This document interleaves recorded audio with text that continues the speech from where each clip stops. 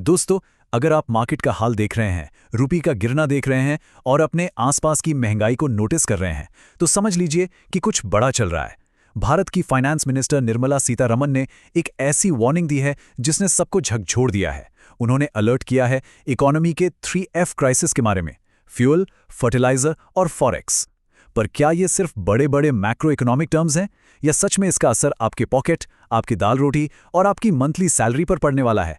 स्वागत है आपका मेगा माइंड एकेडमी पर। यहाँ हम सिर्फ न्यूज़ नहीं पढ़ते, बल्कि उन इकोनॉमिक पॉलिसीज़ और ग्लोबल ट्रेंड्स का डीप डाइव करते हैं जो आपके पैसों पर डायरेक्ट इम्पैक्ट डालते हैं। तो चलिए इस 3F क्राइसिस का पूरा डीएनए टेस्ट करते हैं। शुरुआत करते हैं फाइनेंस मिनिस्टर के इस हैरान करने वाले स्टेटमेंट से।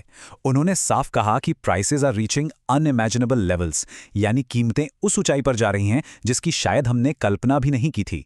अब जब देश का खजाना संभालने वाली शख्सियत ऐसी बात कहे तो समझ लीजिए सिचुएशन कितनी गंभीर है। ये प्रैक्टिकली एक ऑफिशियल अलर्ट है कि वेस्ट एशिया के जियोपॉलिटिकल कॉन्फ्लिक्ट्स किस तरह हमारे लोकल मार्केट और हमारी डोमेस्टिक इकोनॉमी में आग लगा रहे हैं।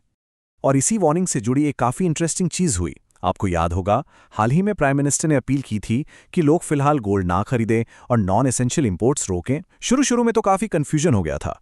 लोगों ने पैनिक करना शुरू कर दिया कि क्या हमारी इकोनॉमी अंदर से कमज़ोर पड़ रही है। पर दोस्तों, इस डर और फियर मॉन्गरिंग के पीछे का सच कुछ और ही है। असली खेल तो इन एक्सटर्नल शॉक्स का है। तो इस पूरे संकट का आखिर सही कॉन्टेक्स्ट क्या है? बिना पैनिक किए इसे कैसे समझें? आज के इस एक्सप्लेनर में हम इन्हीं 3Fs को अनपैक करेंगे। पहला है द फ्यूल थ्रेट, दूसरा द फर्टिलाइजर क्राइसिस, तीसरा द फॉरेक्स बैटल और आखिर में हम देखेंगे सबसे बड़े मैक्रो इकोनॉमिक खतरे को, द रिस्क ऑफ स्टैगफ्लेशन। चलिए सीधे चलते हैं पहले सेक्शन पर।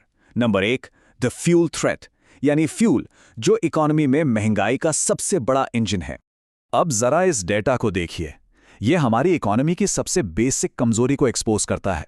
भारत अपनी जरूरत का लगभग 85 से 90% क्रूड ऑयल बाहर से इंपोर्ट करता है। देश में प्रोडक्शन सिर्फ 10 से 15% ही है।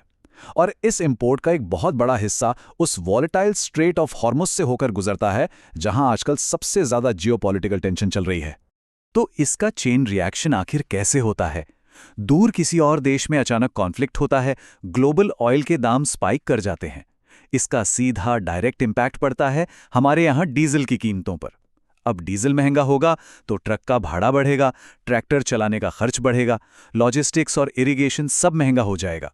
और इस सब का फाइनल रिजल्ट क्या निकलता है? Food inflation. यानी पूरा बोझ आपकी और मेरी थाली पर आएगा, हर चीज महंगी हो जाएगी। और दोस्तों, यहां पर आकर सरकार एक बहुत ही भयंकर डिलेमा में फंस जाती है। सवाल यह है कि इस इंपोर्टेड महंगाई का बिल आखिर भरेगा कौन? अगर सरकार फ्यूल पर टैक्सेस हाई रखती है तो उनका लगभग 1 लाख करोड़ रुपए का रेवेन्यू बच जाता है, लेकिन महंगाई आम आदमी की कमर तोड़ देती है। पर अगर टैक्स कम कर दिए जाएं तो पेट्रोल डीजल सस्ता जरूर हो जाएगा, लेकिन सरकार का फिस्कल डेफिसिट यानी राजकोषीय घाटा बिल्कुल एक्सप्लोड हो जाएगा। आगे कुआं पीछे खाई वाली स्थिति बन जाती है।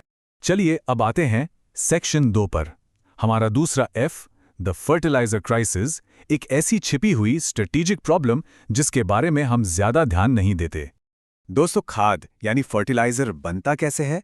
इसका बेस है नेचुरल गैस।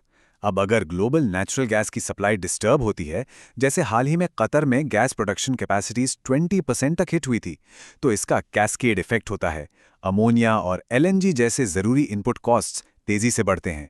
नतीजा, यूरिया बनाने का खर्च आसमान छूने लगता है और इस कॉस्ट को किसानों तक पहुंचने से रोकने के लिए सरकार की सब्सिडी का बोझ एकदम ब्लास्ट हो जाता है।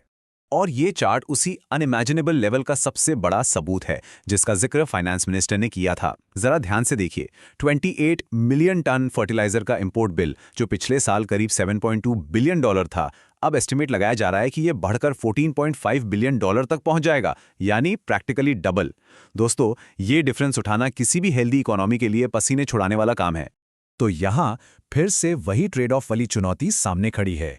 या तो सरकार इस मैसिव कॉस्ट को खुद उठाए और हाई सब्सिडी दे, जिससे किसान तो प्रोटेक्ट होंगे लेकिन fiscal deficit completely out of control हो जाएगा, या फिर सरकार सब्सिडी कम करे, पैसे बचा ले। लेकिन अगर सब्सिडी कम होनी तो कॉस्ट किसानों पर आएगी, खर्च बढ़ने से रूरल एंगर बढ़ेगा और देश की एग्रीकल्चरल यील्ड में भारी गिरावट आ सकती है। एक ऐसी सिचुएशन जो पूरे सिस्टम को हिला सकती है। और ये चर्चा हमें सीधे ले आती है सेक्शन 3 पर, हमारा तीसरा एफ, द फॉरेक्स बैटल, यानी फॉरेन एक्सचेंज रिजर्व्स। ये एक साइलेंट बैटलफील्ड है जो प्रैक्टिकली पूरी इकोनॉमी को आपस में होल्ड करके रखता है। देखिए, एक टाइम था जब हमारा foreign exchange reserve comfortably $700 billion से ऊपर चल रहा था, और अब ये ड्रॉप होकर $628 बिलियन पर आ गया है।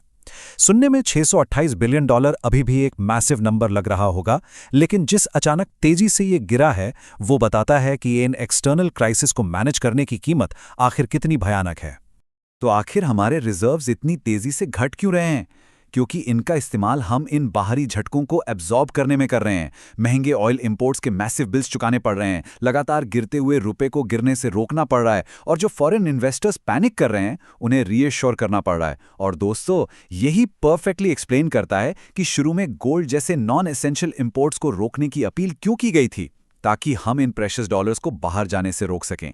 ये इंपोर्टेड इन्फ्लेशन ना एक विशियस साइकिल की तरह काम करता है। हम ऑयल इंपोर्ट करते हैं यूएस डॉलर्स में। जब ग्लोबल मार्केट में ऑयल महंगा होता है तो हमें बिल भरने के लिए और ज्यादा डॉलर्स चाहिए होते हैं।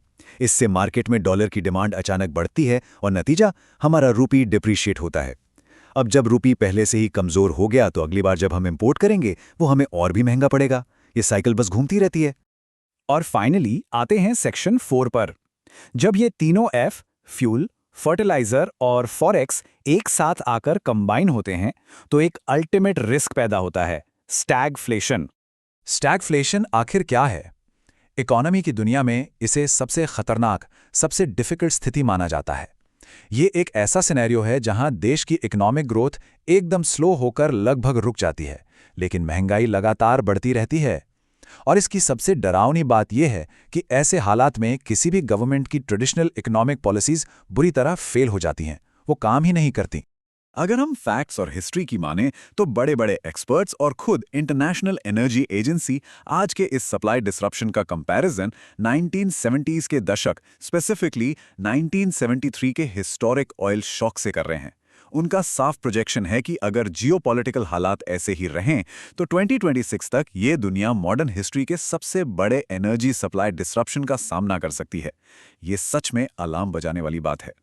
अल्टीमेटली इस पूरे क्राइसिस से एक बहुत बड़ा सच निकल कर आता है। इंपोर्टेड फॉसिल फ्यूल्स पर हमारी ये डिपेंडेंस इकोनॉमी के लिए एक बहुत बड़ी वनरेबिलिटी है, और इसीलिए देश में डोमेस्टिकली प्रोड्यूस रिन्यूएबल एनर्जी और एथेनॉल ब्लेंडिंग की तरफ तेजी से आगे बढ़ना अब सिर्फ एक ऑप्शन नहीं रहा, ये एक जरूरत बन गया है। हमें समझना होगा कि आज के अनस्टेबल दौर में एनर्जी सिक्योरिटी सच में नेशनल सिक्योरिटी के ही बराबर है। तो इस एक्सप्लेनर को रैप अप करते हुए मैं आपके सामने एक बहुत ही गहरा और ज़रूरी सवाल छोड़कर जा रहा हूं। क्या ये एक्सटर्नल शॉक आखिरकार हमारी इकोनॉमी को जगाएगा, जिससे हम सच्ची एनर्जी इंडिपेंडेंस हासिल कर पाएंगे? या फिर ये 3F की साइकिल हमारे लिए एक हमेशा चलने वाला परमानेंट स्ट्रगल बन जाएगी? दूर चल रहे उन अनकंट्रोलेबल जियोपॉलिटिकल कॉन्फ्लिक्ट से अपने आने वाले कल को बचाने के लिए हमें कितनी जल्दी स्ट्रक्चरल चेंजेस लाने होंगे? इस पर ज़रूर विचार कीजिएगा। आज के इस एनालिसिस में मेरे साथ जुड़ने के लिए आपका बहुत बहुत शुक्रिया।